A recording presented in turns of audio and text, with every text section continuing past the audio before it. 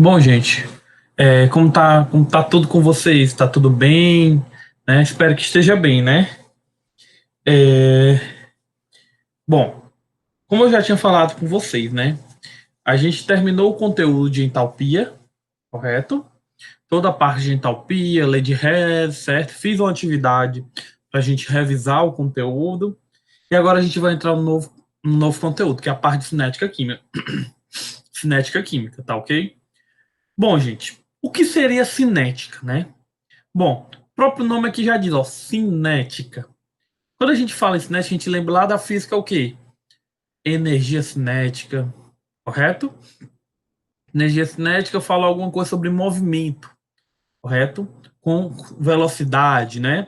É a energia que fica ligada à questão da velocidade, correto? E dessa forma mesmo, gente.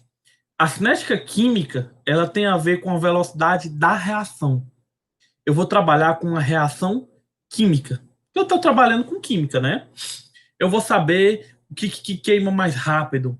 É uma tora de madeira ou são limalhas de madeira, tá bom? Então, a cinética trabalha com isso, tá bom? Então, de imediato, a gente tem que entender que as reações químicas ocorrem com velocidades diferentes. Elas podem ser alteradas também, essas velocidades. Ou eu faço ela ficar mais rápida, ou eu faço ela ficar mais devagar, tá bom? Por exemplo, o ferrugem. O ferrugem, gente, como vocês sabem, é o óxido de ferro. Quando chove, certo? Esse vai escorrendo, vai escorrendo, vai escorrendo e vai certo, depois de certo tempo, a gente vai perceber que é uma mancha amarelada, correto? Uma mancha amarelada no portão ou em alguma coisa de ferro que fica exposto ao sol e à chuva, correto? Então é um processo um pouco demorado, não é um processo imediato, tá bom? Já depois a gente tem a explosão de uma dinamite, que é de uma forma imediata, instantânea. Demora, é mais rápida, correto? Então as reações químicas elas têm velocidades diferentes. Elas podem ser alteradas? Podem, sim, através de alguns efeitos que a gente vai falar lá na frente, tá ok? É, e a gente percebe, por exemplo, que as reações químicas, a gente pode, por exemplo, modificar os reagentes, a gente pode modificar os produtos, certo? E dessa forma, controlar a velocidade, ok? Avançando aqui, a velocidade de uma reação. O que seria a velocidade de uma reação? Medir a velocidade de uma reação significa medir a quantidade de reagente que desaparece ou a quantidade de produto que se forma por unidade de tempo. Como assim, professor? Eu medir a velocidade de uma reação, eu vou medir a quantidade de reagente que está sendo consumida. Então, se ela está sendo consumida, ela vai diminuir, correto? Ou a quantidade de produto que aparece. Se é a quantidade de produto que aparece, a gente pode determinar o que, gente? Que ele está se formando. Tudo por unidade de tempo, tá bom? As quantidades de reagentes e produtos podem ser expressas em massa, volume, para gases, número de mol ou concentração em mol por litro. Lembre, gente, como calcular mol por litro. Se vocês têm dificuldade em calcular mol, por favor, dê uma revisada naquele conteúdo de soluções, tá ok? Em quanto tempo pode ser expresso? Em hora, minutos ou segundos, tá bom? Um exemplo aqui, gente. A gente tem o N2 mais 3 moléculas de H2 formando 2NH3, correto? Graficamente, como é que eu analiso isso? Que os reagentes eles vão diminuindo, correto? E os produtos estão partindo do zero, gente, ó, indo para cá, partindo do zero, estão se formando. Então, se você ver um gráfico nesse tipo, dessa forma, você já tem que saber relacionar quem é os produtos e quem são os reagentes. Tá ok? Falamos sobre velocidade média, né? Vamos falar sobre velocidade média, correto? Professor, o que é a velocidade média? Lembra lá um pouco da física. A física diz que a velocidade média, né, é a variação de espaço pelo tempo. A velocidade média para uma reação química vai ser a variação da quantidade, podendo ser a quantidade dos reagentes podendo ser a quantidade dos produtos por unidade de tempo, tá bom? Como é que eu calculo variação? Final pela inicial, correto? A gente já trabalhou isso, tá bom? A velocidade média, o delta, né? Pode aparecer nessa notação aqui, ó, correto? Se ela aparecer com essa notação, não vou ficar com medo. Meu Deus, o que é isso, professor? Gente, isso representa concentração, tá bom? Pode ser concentração em mol por litro, em grama por litro. Então, posso trabalhar com essa aqui como uma concentração, é uma notação. É a concentração de alguma coisa, tá ok? Ele vai dar a concentração na questão? Pode dar, mas ele pode pedir para você calcular? Pode, tá ok?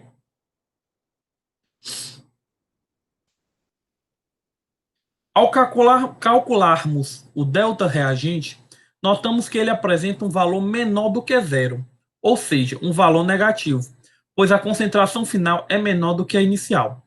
Para não trabalharmos com valores negativos, usamos delta reagente na expressão negativo, né, na expressão da velocidade média dos reagentes. O que ele quis dizer? Gente, se eu trabalhar com reagente, a gente vai perceber que a variação, que é o final pelo inicial, ela vai ser negativa. Por quê? Porque como o reagente está sendo consumido, o final vai ser menor que o inicial. Se eu subtrair um menor por um maior, eu vou ter um resultado negativo. Mas como eu não posso, por exemplo, lá na física vocês aprendem que eu não posso dar algumas denominações ou algumas especificações negativas. Por exemplo, eu não posso botar o tempo como negativo, tá bom? Então, o que acontece? A gente vai ter que trabalhar com alguns artifícios matemáticos. Então, o artifício matemático para os reagentes é o negativo ficar fora, tá bom? Ou dentro da equação, tá ok?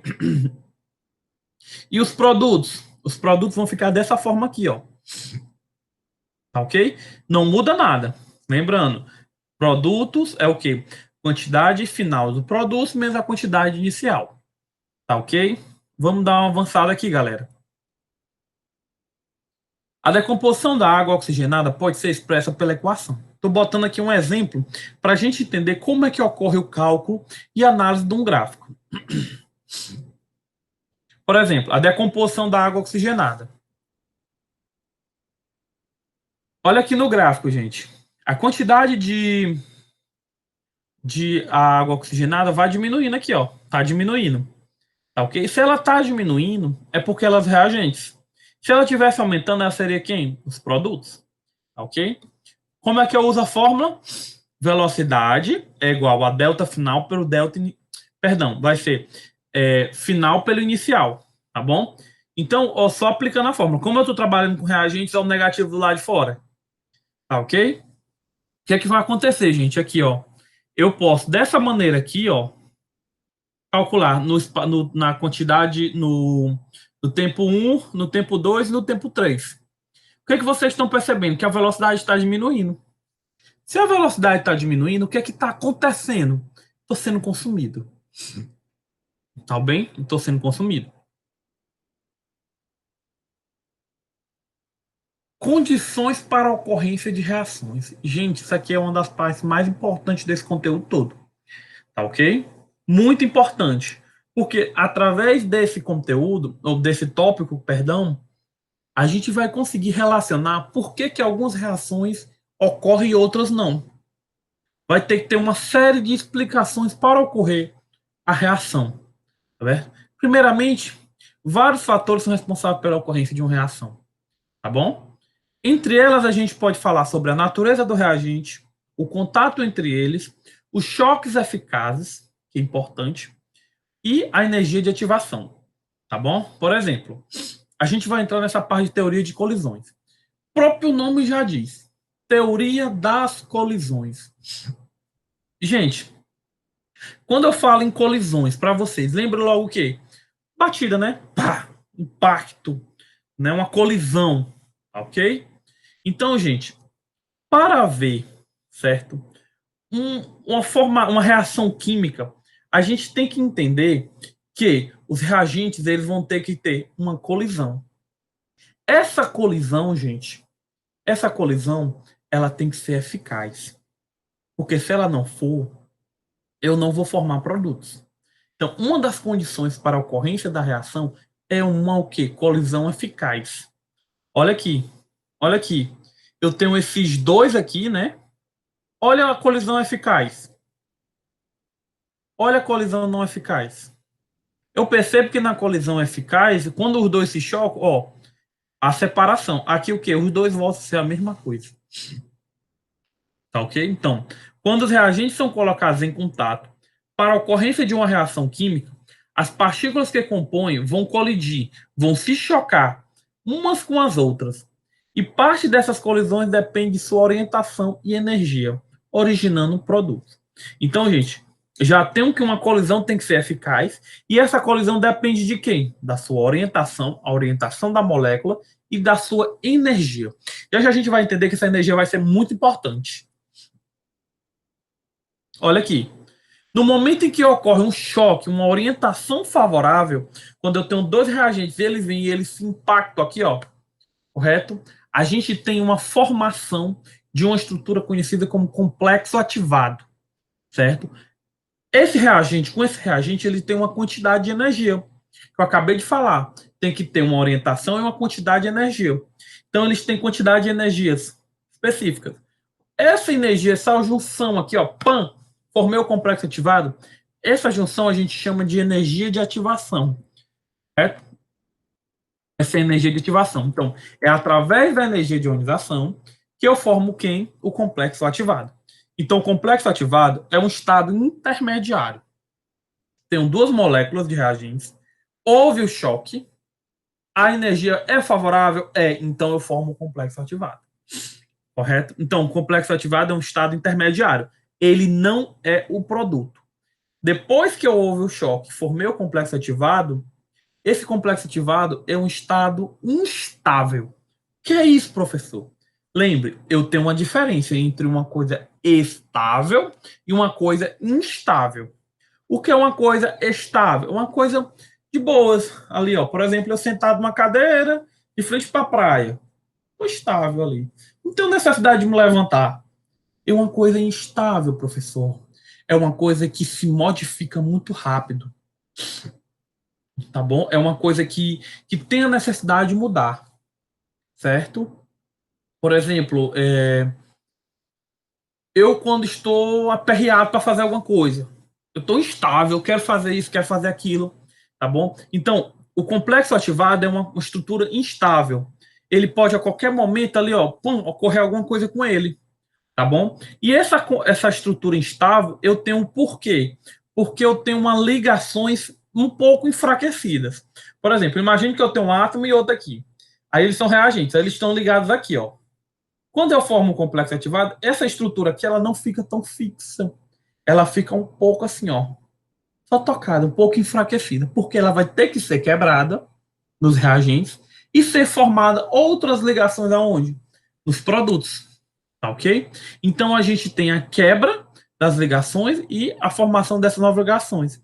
Isso tudo aonde? No complexo ativado, tá bom? Tá aqui a explicação, a denominação de complexo ativado.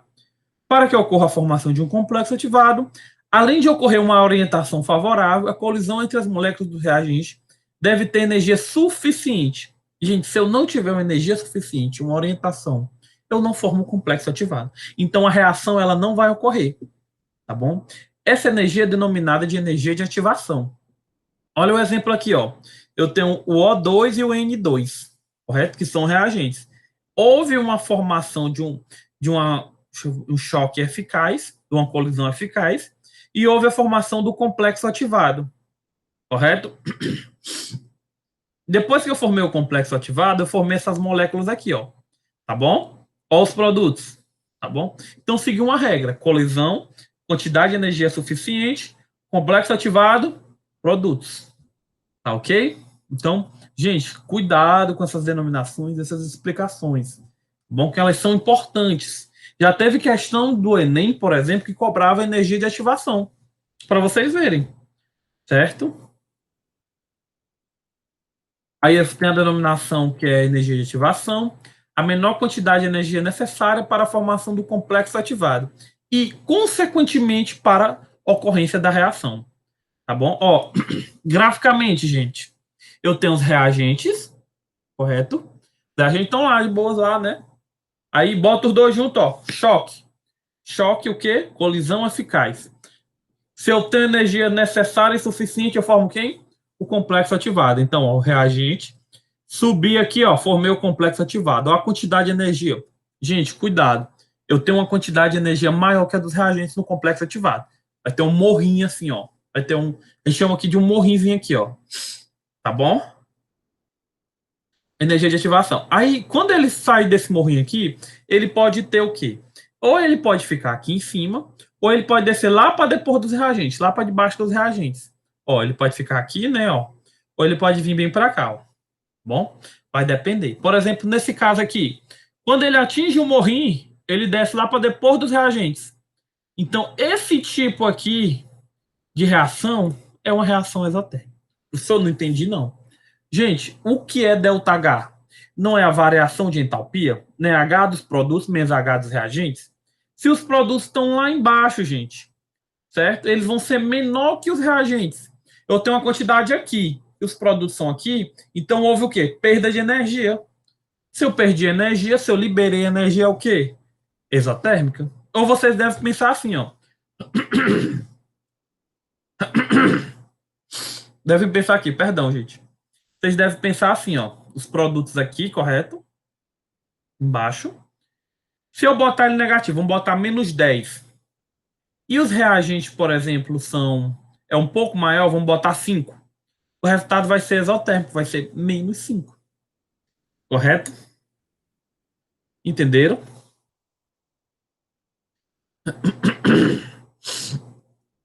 E se tiver nessa situação aqui, gente, reagentes, subir, formei o complexo ativado e eu tenho os produtos, correto?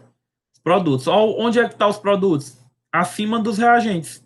Se ele está acima dos reagentes, o que, é que a gente pode perceber aqui agora? Que eu vou ter produtos maior que reagentes.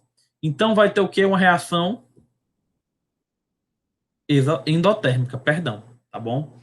Outra coisa, gente, por favor, não vão confundir energia de ativação com variação de entalpia.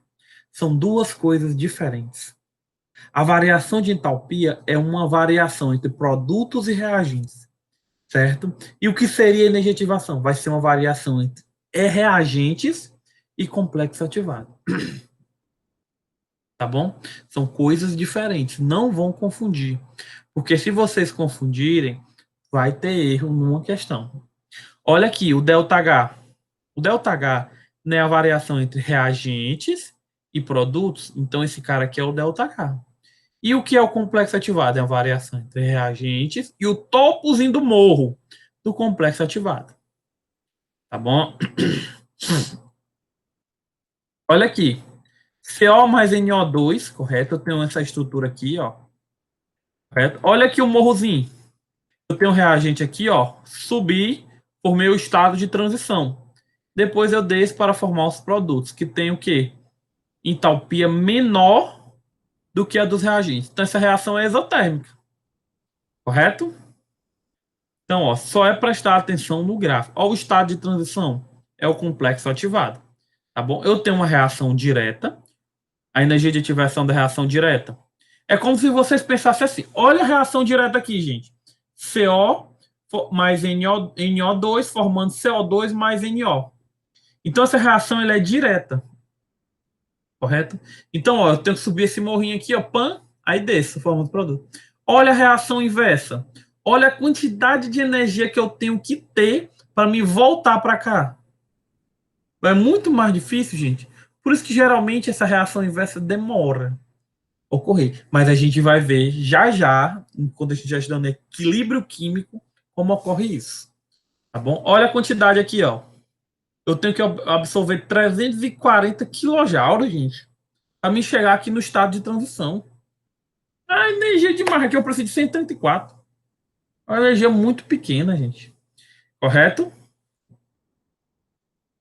Vamos avançar, gente. Observamos que reações diferentes apresentam energia de ativação diferentes, certo? Então, as reações diferentes, elas têm energia de ativação diferentes. As reações que exigem menor quantidade de energia de ativação ocorrem mais rapidamente, ó. Por exemplo, essa reação aqui, ó, ela ocorre mais rapidamente do que essa aqui. Olha a quantidade de energia de ativação dessa aqui. Olha dessa aqui. São diferentes demais. Então, aquela que tem energia de ativação menor é mais rápida. Aquela que tem energia de ionização maior demora mais um pouco. Tá bom? Bom, gente, aqui a gente acaba a primeira parte desse assunto de cinética química, tá ok? Esse assunto de cinética, ele não vai ser tão difícil. Eu acho que é um dos assuntos mais fáceis da química do segundo ano, tá bom? Mas tem que prestar atenção com os conceitos. Bastante atenção nos conceitos, para não confundir, tá bom? Eu vou fazer algumas questões aqui sobre o conteúdo que a gente viu.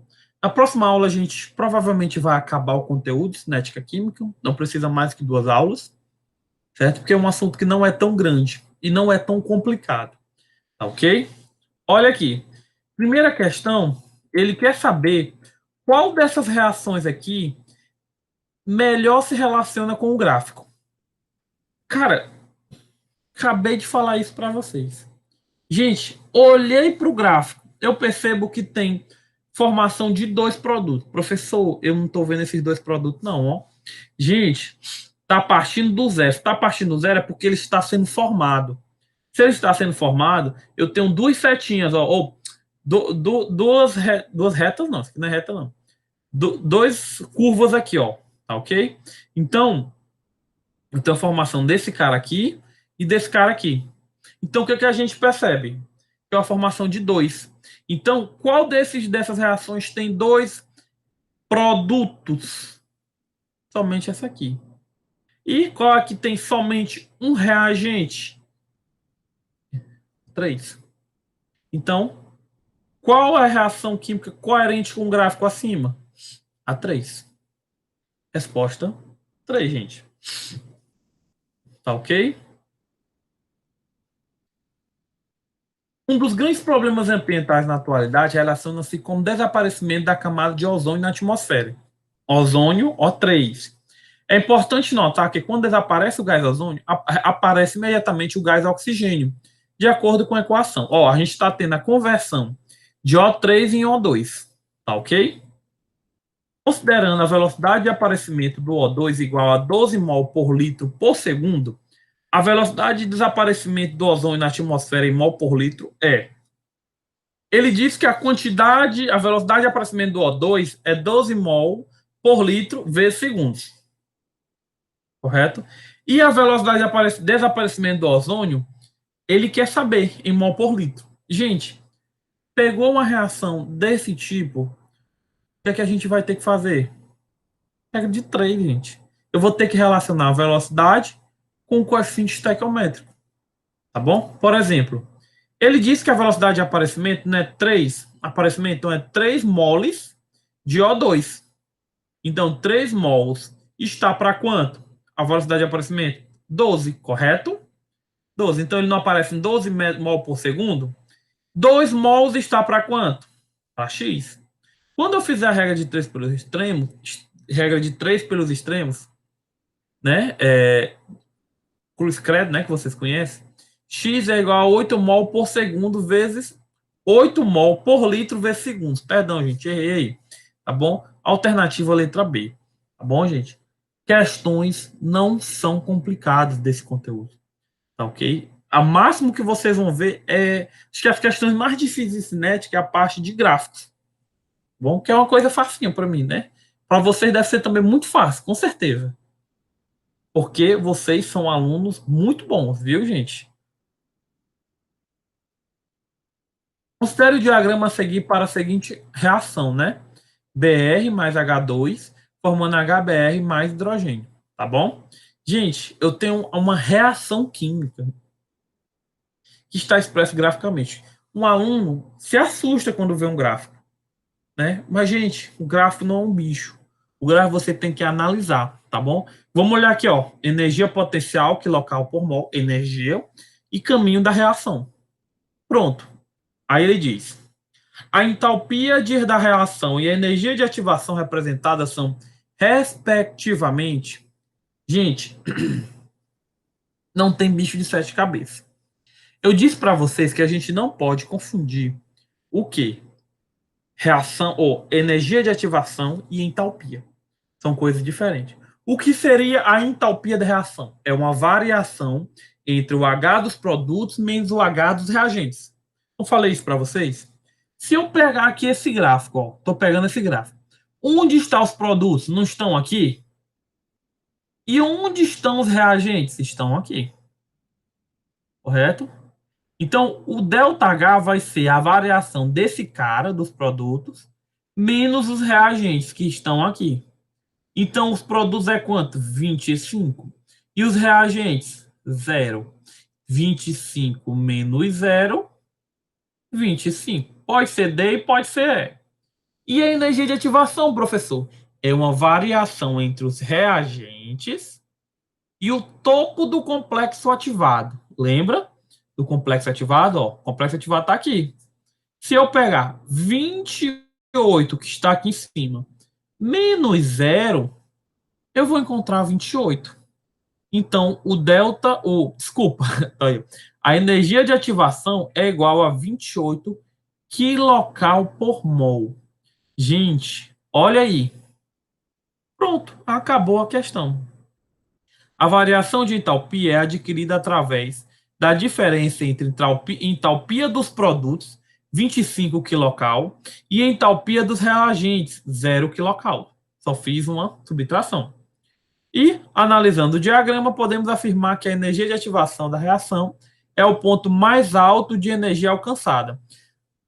O ponto mais alto, gente, ó, lembra, a energia de ativação tem que partir dos reagentes e ir para o pontinho mais alto, que é o que? É o complexo ativado, correto?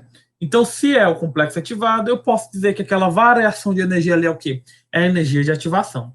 A energia de ativação, gente, é como se fosse a energia que eu tenho que ter para mim formar o complexo ativado. Sem ela, gente, olha, vocês prestem atenção, essa reação aqui, e toda reação, ela tem que ter um morrinho, ela tem que ter um complexo ativado. É a explicação para muitas das reações a gente entender que não podem ocorrer. Tem que ter uma entalpia de formação. Vocês lembram? Vou ter que ter uma entalpia de formação. É justamente esse morrinho. Tá bom? Então, gente, aqui a gente encerra a primeira parte sobre cinética química, que é um conteúdo facílimo, tá bom?